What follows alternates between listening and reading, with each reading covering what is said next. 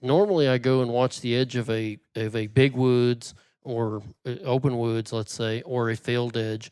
And what I'm looking for, this is gonna crack you up. What I'm trying to find, and that buck right there is one of them that come from this method.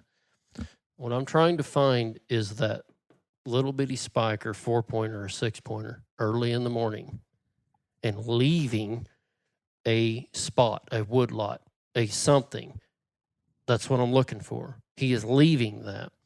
Because early in the morning, them mature bucks, what happens is them bucks will chase them does around. And what he is trying to do, and is, can you see this right here? Can everybody YouTuber see this part right here? Let me see. Hold on.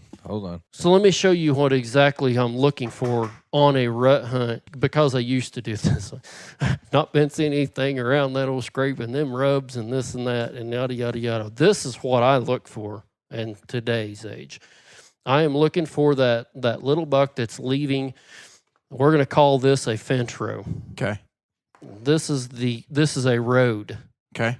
We're gonna look for, and this be a big woods right here.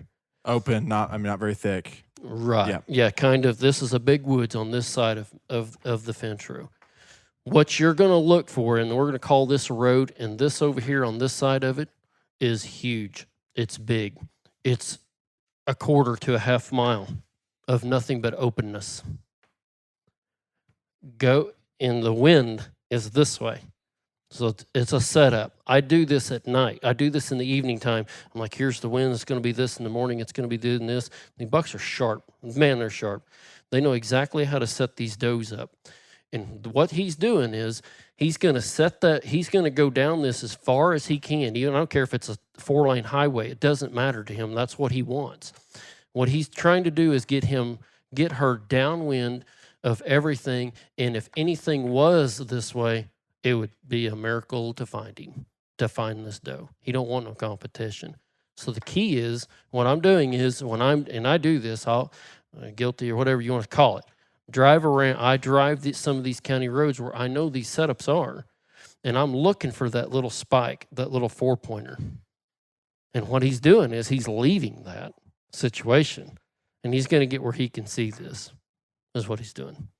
And this deer, I've killed 2 of them like this, exactly like I seen them do this setup, and I went to work and came back and killed the deer. Yeah.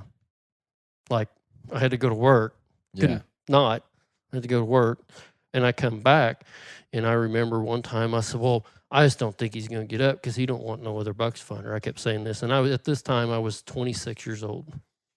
I said, he don't want to get up. He won't get up. He'll still be there. And he was an 11-point buck, and I killed him.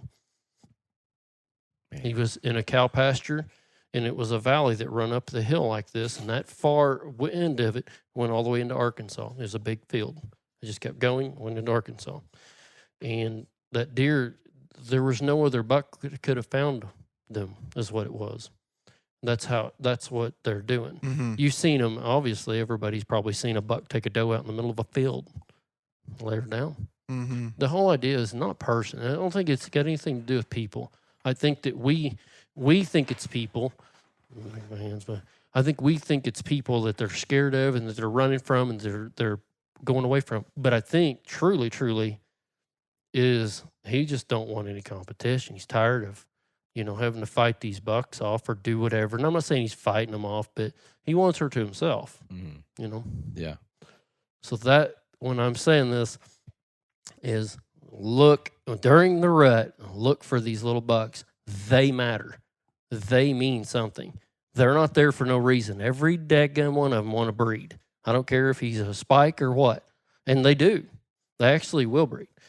So don't dismiss that as being just a 6-pointer. So if you're sitting there and you're looking at, let's call it big open woods, and a little 4-point buck is there in the morning and he starts going somewhere, going away from, what is happening in your head, and what's your next step? What's happening in my head is typically I glass that dude. I mean, I'm looking him over like everything, and I am looking to see if he'll ever look back. If he'll ever look back, 9 times out of 10, that other buck is standing there. And I've seen this. I seen it last year. Actually, that that 150th buck, I actually had a 9-pointer with a doe laying right beside me, and he actually seen me belly crawling. He sees me. He's like, and this deer had it made. There was no other buck probably going to ever find this doe. He put her right next to the road, right in this little corner of this thing, and I'm like, he's safe as could be. Cars driving by him, and I'm like, you could see him. Yeah, that's what when he sees me, he takes off. He goes at me, and then he takes off running, whatever.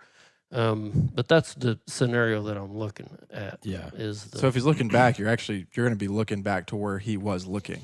Like there's some wisdom in maybe going the head towards the direction the small bucks are coming from. Yes. During the rut to find the big bucks because they're keeping those does penned up.